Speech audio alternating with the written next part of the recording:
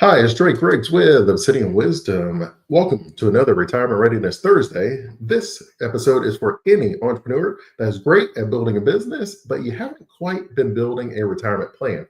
So today, with our case study, we'll use Marcus and Tasha. They have a remodeling company, very successful contractors. They're high income earners, but they don't have anything set aside for retirement. They're in their 49, 50, so they're trying to figure out, do I have enough time to be able to retire at 60? So how do we take high income and turn it into high savings? Or how do we take high actively earned income and turn it into passive income that can fund my retirement for the rest of our life? There are several advantages of being a business owner. Uncle Sam loves business owners. Lots of tax breaks that are set up for you. We'll go through a couple of those and how you can maximize your contributions. Today, we'll focus on one that we normally call a solo 401k. At Schwab, they call it an individual 401k. And that's my custodian for those that don't know. And so we'll go through what that looks like, how much you can contribute, and how you could even add a cash pension plan for those that want a little bit more than your traditional 401k. And you'll be actually very surprised. Most of the time when we talk about a cash pension plan, most of the time or a cash balance plan, more times than not, people are surprised that it exists. They're not sure that it's legal. And they're often like, man, this is actually pretty cool. This is normally an add-on. After you're already maxing out your 401k, we would then consider whether it makes sense for us to be able to look into that option. So on that, what I'll do is I'll bring our case study to the stage. And so normally when you're first looking at this, you see we have a probability of success of 75%. Normally we want to get over 70. All we're saying is that in 1,000 different scenarios, how many times do we have all the money that we need for all of our retirement dreams? This particular case study, and we normally build them to go out to 90, and you can see on their overall balance sheet, and so it gives you a little one view of it as well. A net worth of $431,000. See, we have assets of $725,000, liabilities of just under $300,000, which then gives you that net worth of $430,000. And then I will take a moment. I'll show you where we're getting those numbers from. So you can see we have $80,000 currently in like checking and savings. They have investments of $145,000. I'll show you where those amounts go at. And then we have a loan on the mortgage, and I believe there was one car that was still left. 294,000 properties currently set at 500,000. And I believe, if I remember the mortgage, I think the mortgage has about 12 years that is left on it. And then the automobile, I think it had maybe 3 years, like 2.5 years left on that. And so we would take a look to see what those options are. When it comes to goals, you all know I'm a goal-based planner. I love talking about what we're going to do with the money. What's the point of having the money if we're not having any fun with it? If we're not spending it on our lifestyle, if we're not funding things that we value and support and our core values and things like that. So for this particular one, we opened it wide up. So inside of their retirement, they want to retire at 60. So we already mentioned the 49 and 50. And then they want to be able to have not only a new car for Marcus, because this is currently paid off, but Tasha wants a new car as well. You know, hers isn't quite paid off yet, but she's going to wait a little bit longer into retirement. And then we also have, actually, I think it's just before retirement. It's like 10 years out. I can always click on it and see. So you can see in 2034, that's what she wants to be able to purchase her vehicle for 60,000. So we have that set aside. And then what we do is we put the amount that is in here for today, and then we have the annual increase as general inflation. So that way we don't have to even think about it. Where we're like, oh, the price of the car is not 60,000 anymore, Dre. No problem. We've already accounted for inflation. So we know in 2034, that amount will be adjusted accordingly. And then we'll make sure that we're on path or on track for that. So we don't have to worry about that. They want to take annual vacations when they retire, about $10,000 a year. Same vibe. That's what it is currently. It does not take into account what the amount will be in inflation. But what we will do is this number will be different. So when you get to Tasha's retirement, when you look, that number is not going to say 10,000 anymore. It's going to be adjusted for inflation. We have a boat club membership. We like to sit on a boat. So it was about 3,000 a year. There was mission work that they wanted to do. That was about 2,500 to be able to take the mission trips with their congregation. And then they want to gift personally to different grandchildren. And they figured that that might be like $10,000 a year. And then we would be able to see, what does that look like? Do they want to give more? Do they want to give less? Because currently you can give $18,000 to any individual as a gift, and it's not counted as anything that needs to be taxed. And then if you do it where it's you and your spouse, then you can each give $18,000. So that would be $36,000. And then again, that wouldn't have anything that would be taxed, right? Because the way Uncle Sam thinks about it is like, well, if I have every nickel and dime have to be recorded, that's a lot of extra pages that have to be filed. We got to read, we got to go through all this stuff. So they're like, let's just set it at like a nice clean $18,000. If you gave some money to a grandkid to mow your grass, please don't cover it for us. If you gave a little bit of money for like a birthday present, please don't write that on your return. That like just everything under $18,000, don't even call us, right? So it has to be over that. So Uncle Sam is like, don't bother me. And then we can give the gifts for colleges and different things. There's a couple of ways that if you want to be able to give more than that, and we can talk about them. And I think I have another video, and I'll make sure I share it when everything is said and done. But you can give like directly to the hospital. If you're going to pay a medical bill, you might as well just pay it directly to the hospital. If you do that, then you can still give that family member the 18,000 if you wanted to, and that would still not be considered a gift. And then when you pay it directly to a hospital or directly to a college, things like that, Uncle Sam was like, that's a gift directly to them. Yes, it benefits your grandchildren, but no, you don't have to worry about any gift taxes. So that works out pretty well. And so again, if you think about it, Uncle Sam wants people to go to school.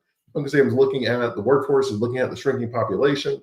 And he's like, I think we need to get more people that are in this STEM stuff, because I don't know if these manufacturing jobs are ever going to come back. Because if you look, and often we'll share these videos like with my kids just for fun, but if you look, you can see that if there's a factory that makes the candy. So I think Hershey's is here in the United States, and they spit out 1,000 candy bars every single like minute, every 5 minutes, so like a crazy amount.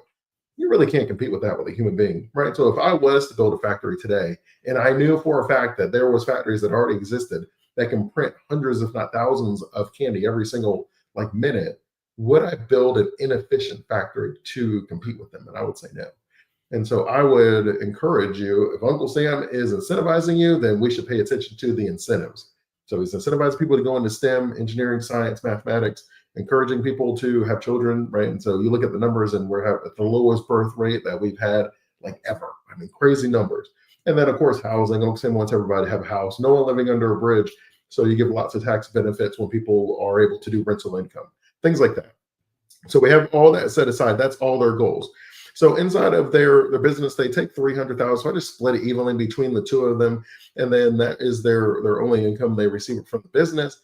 Currently, they were already contributing to their IRAs, and then they had a little bit that they're contributing to a tax brokerage account. That's all taxable means. It's like your regular investment accounts. It's not a pre-tax account. It's not after tax or technically it is an after tax. It's not a tax-free account that we're just investing in stuff. We just have stocks and we purchase them over time. That's what your taxable account is.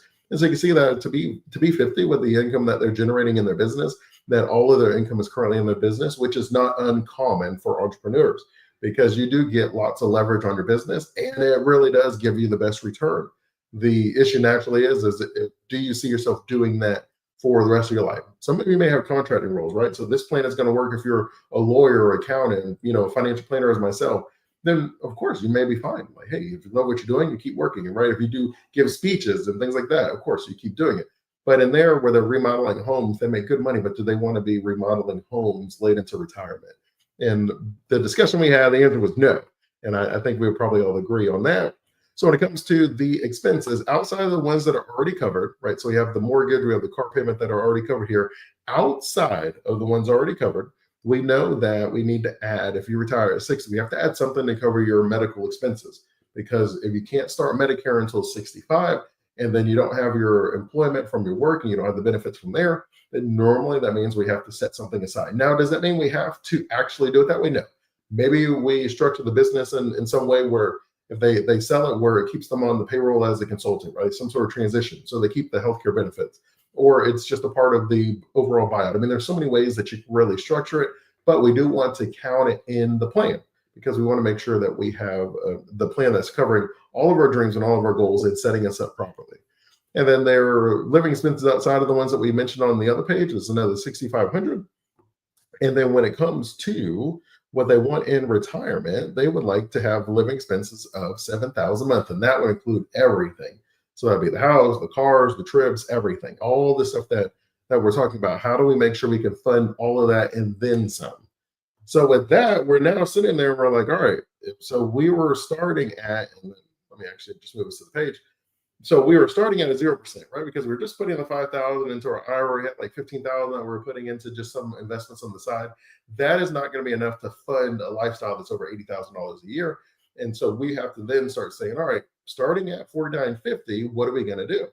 And in many ways, and what I'll do is I will show you the plan that we put together. And then this plan could obviously work for any entrepreneur that has a lot of money inside their business and they don't necessarily have a lot of it set up to where they're receiving it outside of it.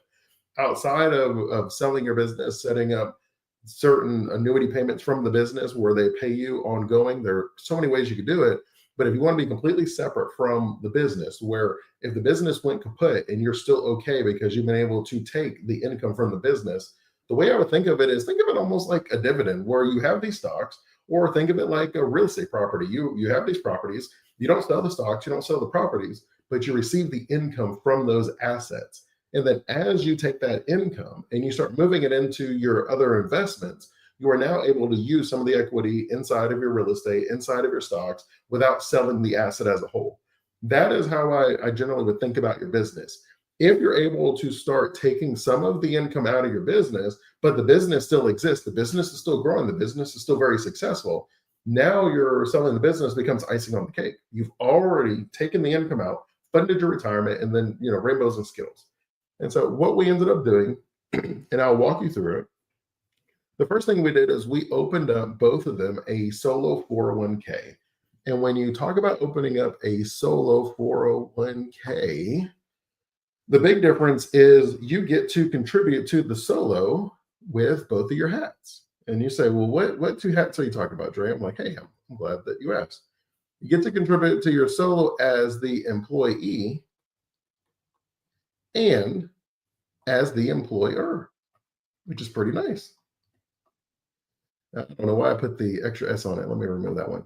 So what we're basically saying is as an employee, you are allowed to contribute $23,500 currently. And that would be for Tasha because she's 49. And then for Marcus, who is 50, he can contribute what we call a catch-up provision. So he can actually contribute another $7,000. So he can contribute $30,500. Right. So that's Marcus because he's 50 plus. You're able to do that as an employee. But if you've ever seen the way the calculation works, it says you can contribute up to your 401k up to like $70,000. And if you've ever seen that, I'm sure you're wondering, well, how do I get to the $70,000 if I can only contribute $23,500 or $30,500? And it's with your other hat. It's with the employer hat. So for most of you, you're going to have a match, right? So that's going to be the first amount where you can do that. So that's going to be, some of you will be 3%. I've seen some where it goes up to 5%. Safe harbor plan, however it's structured, you have a match. So you're able to give a certain percentage. Well, that would be under the employer's contribution. You also, because it's considered, right, your 401k is considered like a profit sharing plan, your employer is then allowed to contribute all these extra amounts. So you, with your employer hat, so you give the $23,500 as the employee, and then you would say, all right, based off of that, I'm then going to give, for this one, I'm going to give another $46,500 as the employer. So whether that's the match, whether that's profit sharing, however we word it, you can then get up to that 70,000 with your employer hat. So you already see it's a nice advantage to be a business owner. You're able to contribute much more than the employee. So as an employee, you already know you can contribute up to $23,500, but then you also know that your employer can still match that. So you already know you can contribute over that. But all we're saying is that's how we get to the 70,000. The employee contributes their match. The employer contributes their match. And then you're able to say, all right, now I have $70,000 I can put inside of this each year. We did the max for each of them. And so we'll go back to the plan. And then we'll share this time. And so that's what that is. We did the match for each of them. We kept the brokerage account, their regular investments. We kept that at the $15,000. We kept their retirement expense. We kept that the same. We kept the retiring at 60, kept that the same. We didn't change that either. And then their asset allocation, they had some that were in growth, but when you're in the 49, when you're in the 4950, and then based off their risk allocation and just their overall risk appetite, they were able to go into a growth investment. So I will show you what one model portfolio would look like, right? Because there are tons of them. I literally have thousands of them. But this is a very simple example. So what we did is we made a small adjustment. So they had some that were relatively conservative, they had some that were growth, and then that gave them this blend when you added them all up together. They had a 67% that would be an equity and 33% that would be fixed. We simply moved it up to the 70% and then the 30%. And so this is a possible model. Again, possible model. There are literally thousands of ways to design a portfolio, and often we'll share with you guys a couple of the simpler ways so you don't have to spend as much time doing the research. But this is what that would look like. So we're saying, all right, based on our growth allocation, we expect to get so around the 8 to 9%, which is generally what the stock market does. And so we're going to say, all right, based off of that, how would we do? Now, it's important to know, and let me go back real quick and bring that to your attention. So what you see here, you see that standard deviation. So what standard deviation is saying is on average, you do get that 8.8%, but it's not impossible for you to be within a range where you are 12% higher than that or 12% lower than that based off of this allocation over the historical returns. And so what we're saying is right, we'll just round to 9% to make it easy for both of us. So we're saying that it's possible that you could have a 3% loss with this allocation in any given year. And it's possible that you could have a 12, so you could possibly have a 21% gain with this allocation in any given year, because that's what your standard deviation is. It's the range that you can come to expect about 80% of the time. But on average, when everything is said and done, your 3% losses, your 21% gains, and everything in between, on average, this portfolio gives you about 9%. That's how you would read that. That's what the annual return means for that. And so from there, now we can go back. And so now we're contributing, right? Now we're putting the money. We have a little bit extra time. So we look at the savings, we're up to 47% of their salary. Now, this is not uncommon for business owners where you're maxing things out because you have access to the money, your high income earners. And a lot of times you're not taking all the money that you could out because you don't want to pay all the extra taxes. Stay tuned. I will talk about the cash balance plan and how that can help you even more if that is the situation that you're in. But we're all trying to figure out, how do I make sure I keep the most of my hard-earned money as I possibly can? And so for this particular one, we're able to say, all right, let's lower your taxable income. Let's move this into your retirement account.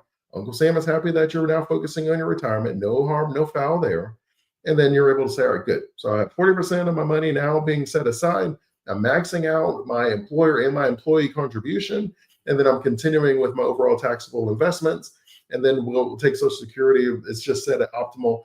We have enough time to be able to put that in place at 50. So we literally have 10 years to be able to set something up to where they could wait till 70 if they wanted to.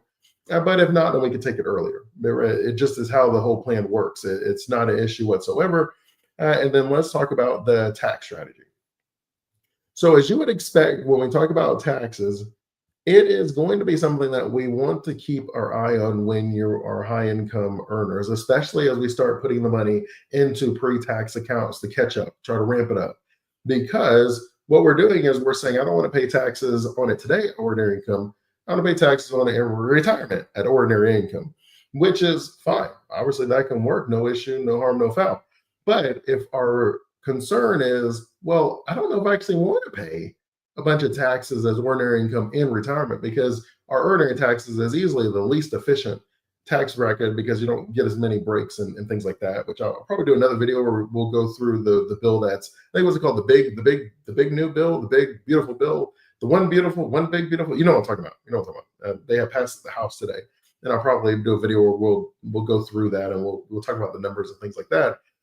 But it's in your best interest to be able to diversify your money in a way in our incentive-based tax system to be able to put our money in places that are cool with our values, but then we also get to keep more of it. And so for them, we are very concerned, like, all right, well, I don't want to put all the money in deferred taxes today to then have RMDs, required minimum distributions, at 73. And now I'm paying higher taxes in my retirement. So I have to take more money out. And so what we ended up doing, and you can see here, is when you're putting the money in, we say, all right, well, let's start putting the money in put the money in tax-free, taxable, and then tax deferred. The withdrawal strategy that we did is you take the money out of your taxable accounts first, and that will be taxed at capital gains as long as it's there for a year and a day. It worked for their particular allocation where all of their money was currently located. That worked best for them because they had a lot of money that was there, and so it just made the most sense. Then you would do the tax deferred. So anything that we put in that solo 401k, now we're going to start doing are Roth conversions, and then we'll start paying taxes on any down years where we just would have paid less taxes than we normally would pay. Normally, when you retire, you'll start having less income. So we maintain the same income that we always had, pay the same taxes that we always do. But the benefit is now we're moving the money from being taxed at ordinary income in retirement to tax-free money in retirement. We all feel better. I mean, why wouldn't you feel better?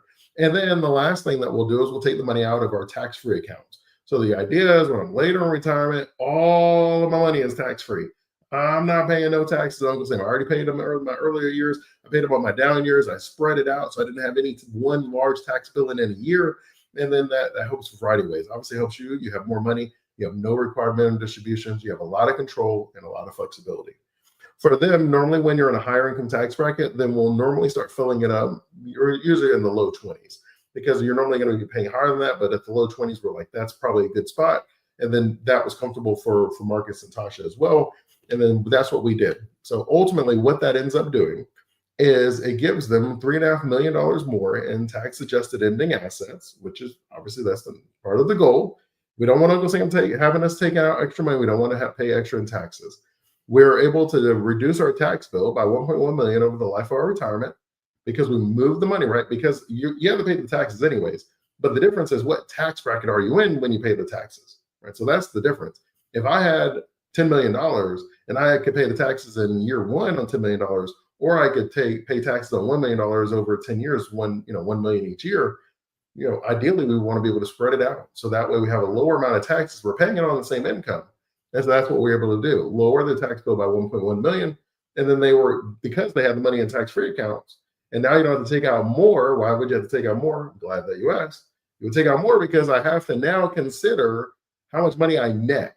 So if I'm like, oh, I need $100,000, but then my taxes are 30%, I can't take out $100,000 because I only get to keep $70,000. I have to take out more than that so that I net $100,000. And so that's what we're talking about. And the required minimum distributions, where I'm taking out money that I would not have necessarily spent because the amount gets higher and higher and higher as we get later and later into retirement. And for most people, they're already done. Most of us, we spend early in retirement, we're traveling, we're enjoying life, we're doing our thing. And then we get, stuck in an airport a couple of times. We get pickpocketed once or twice, our phone gets broken, and we're like, you know what, I think I'm done. I think I just want to hang out. And then we're normally kind of hanging out in our area, we're volunteering, we're hanging out with the grandkids, our kids, we're going on walks, we're going to the library, we're just chilling. Well, if you have those RMDs, you have to still take the money out. And so that's where we end up creating those savings, not only from the literal taxes that you're paying, but from being able to efficiently move the money out. So we were able to leave another $3.7 million in there. And so then that was a big benefit for them. So what we'll do is then, and I will show you what we'll end with, is if you are someone who is a business owner and you've already maxed out your 401k, but you actually have more money that you want to be able to set aside. And that happens kind of often where you're just like, man, I wish there was more places I could place my money. And I was like, don't worry, I got you.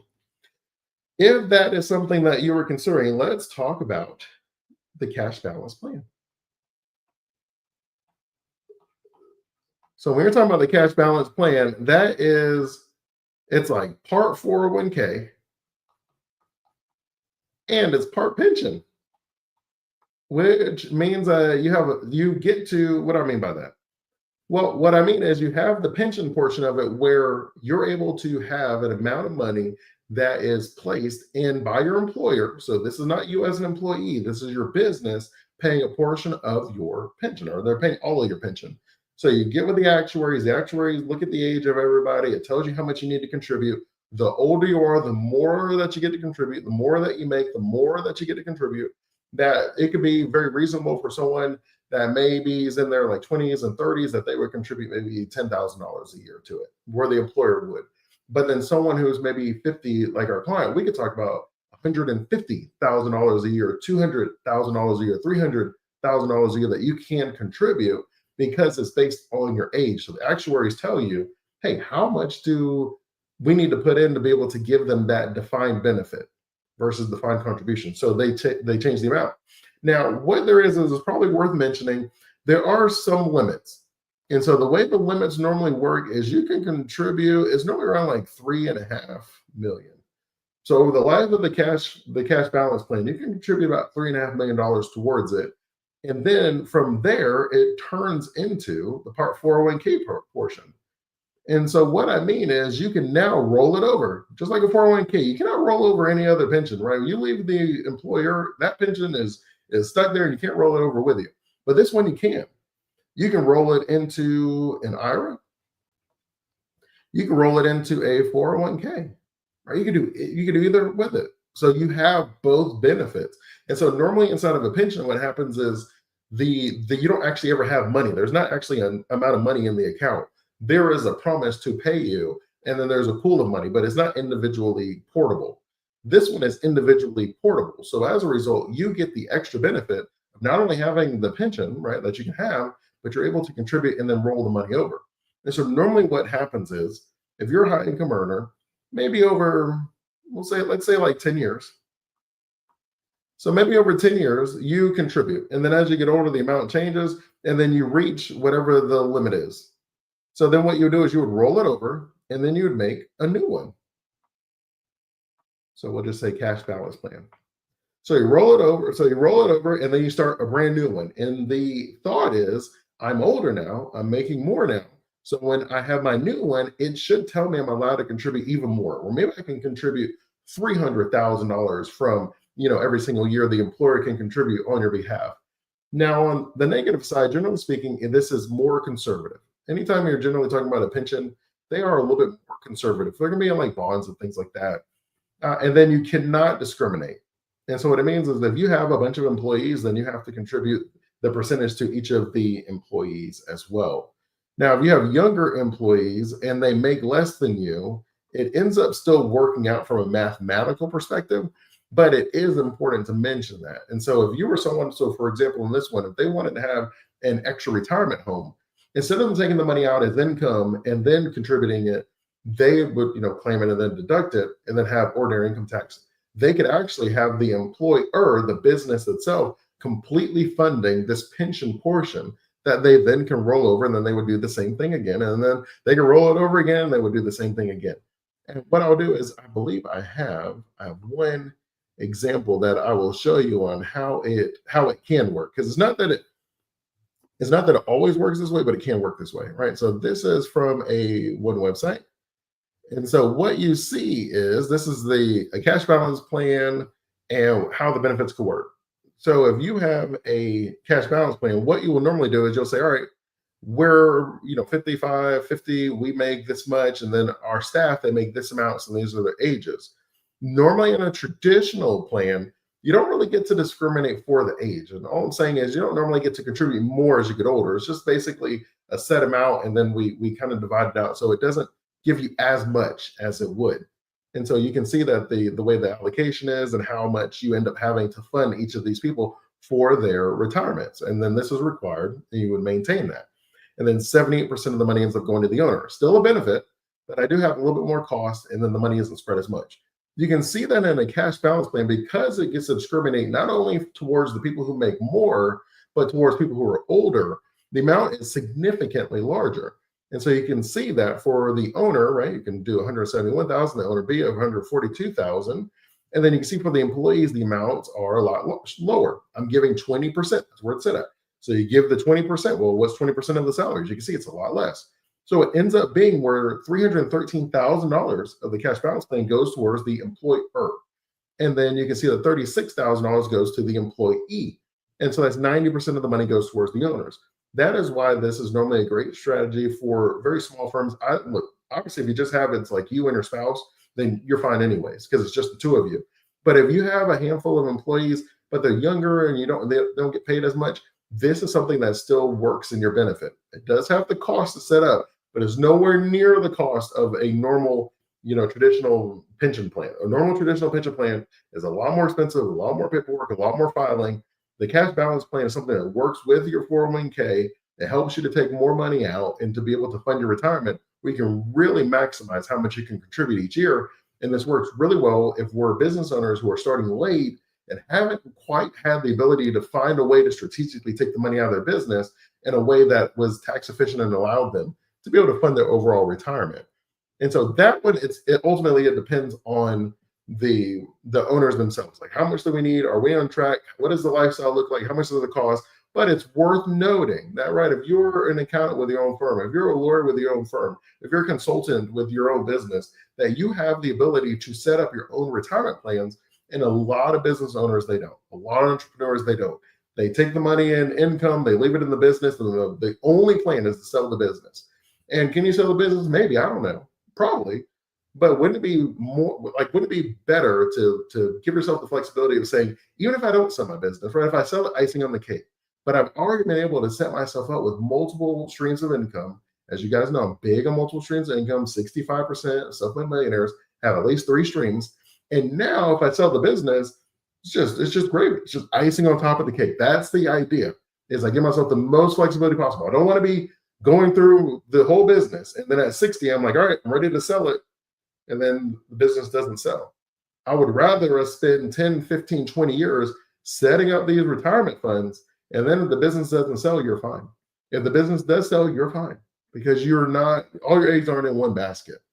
And so hopefully that is beneficial, and that does make ultimate, sense for you. Okay. So in that one, ladies and gentlemen, I believe we are all good. So if you are someone who's late as far as setting up your retirement, and you think, you know what, I think it would be beneficial to have a conversation, you can go to obsidianwisdom.com. You can see it says, I want a worry-free retirement. You can schedule some time and we can talk, and I'll see what I can do to be able to help you out. But as always, I look forward to spending this time with you. And until next time, ladies and gentlemen, stay safe and enjoy life.